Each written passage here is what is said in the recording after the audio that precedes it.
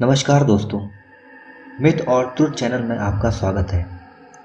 आज हम आपको बताएंगे कि मृत्यु के उपरांत आत्मा को पृथ्वी लोक से कहां कहां तक जाना पड़ता है और किस प्रकार उसका पुनर्जन्म होता है। दोस्तों, आज यहाँ हम बात करेंगे पापी आत्माओं की या उन व्यक्तियों की जिन्होंने अपने जीवन काल में कई पाप किए थे, क्योंकि पुण्यात्मा को लेने देवदूत आते हैं और सीधा स्वर्ग लोक को ले जाते हैं। परंतु क्या होता है यदि मनुष्य की आत्मा पुण्यात्मा ना हो?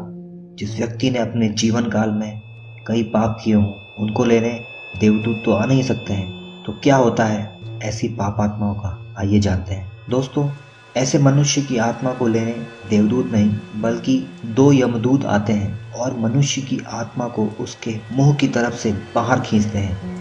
इसलिए आखिरी वक्त में व्यक्ति बोलने की कोशिश अगर करता भी है तो वो बोल नहीं पाता है। उसकी सारी इंद्रियां, सारे सेंसेस काम करना बंद कर जाते हैं। ना उसको दिखाई देता है, ना उसको सुनाई देता है। आत्मा को लेकर विकराल यमदूत सीधे अंधेरे मार्ग से होते हुए वैतरणी नदी में आत्मा को स्नान करा के सीधा यमपुरी की ओर ले जाते हैं।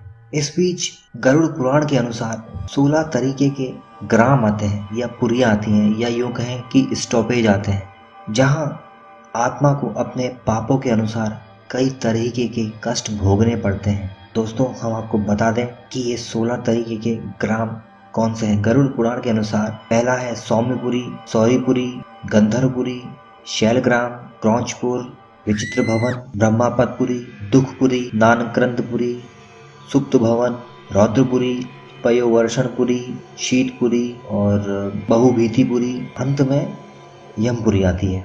तो दोस्तों, यहाँ मनुष्य की आत्मा को अलग अलग प्रकार के दंड दिए जाते हैं। उनके पापों के अनुसार गरुड़ पुराण में 36 प्रकार के जो नरक कह लें या उनको दंड कह लें, उनका वर्णन मिलता है। इन 36 प्रकार के नरकों के बारे में हम आपको अगली वीडियो में बताएंगे।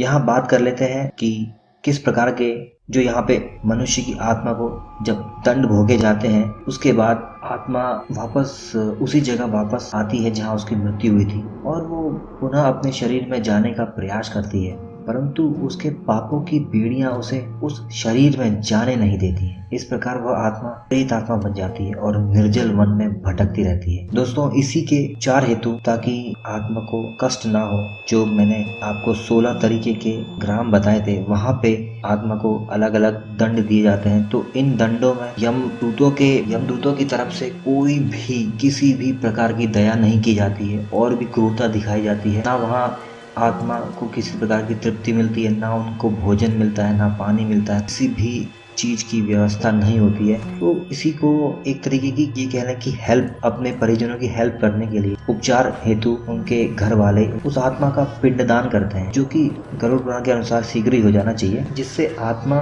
उन 16 ग्रामों में दंड भुगतने, जो कठोर दंड होता है, उसमें जो पीड़ा मिलती है उससे थोड़ी राहत मिलती है। जी दोस्तों, थोड़ी राहत मिलती है, परंतु जो व्यक्ति ने पाप किए हैं उसका दंड तो उसे भुगतना ही पड़ता है। तो जो पिंडदान का महत्व है वो यही है कि अगर व्यक्ति की आत्मा पापात्मा हो तो वहाँ पे उनकी सजा में थोड़ी, यूँ कह लें कि थोड़ा छूट मिलती है, थोड़ी राहत मिलती है। और ऐसा माना जाता है कि पिंडदान कराने से व्यक्ति या उस मनुष्य की आत्मा को जल्द ही कोई ना कोई नया शरीर मिल जाता है। आत्मा को उतारने की एक तरीके की कोशिश की जाती है ताकि उसे नया शरीर मिल सके। अगर ऐसा नहीं होता है तो वह आत्मा युगों तक भटकते ही रहती है और अपने आने वाली पीढ़ियों को परेशान करती रहती है, या यूँ कहें कि उनसे एक तरीके की मदद मांगती है कि हाँ, मैं अभी तक भटक रही हूँ, मेरी मदद करो। किसी न किसी रूप में वो उनको सताते रहती है, उनको ये बताने की कोशिश करती है कि मेरी मदद करो। तो कहीं ना कहीं अगर ऐसा नहीं किया जाता है तो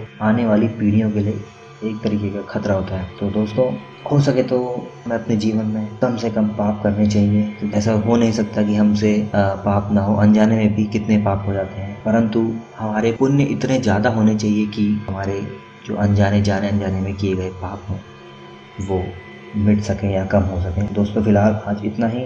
तब तक के लिए धन्यवाद। मिलते हैं जल्दी अगली वीडियो में। नमस्कार।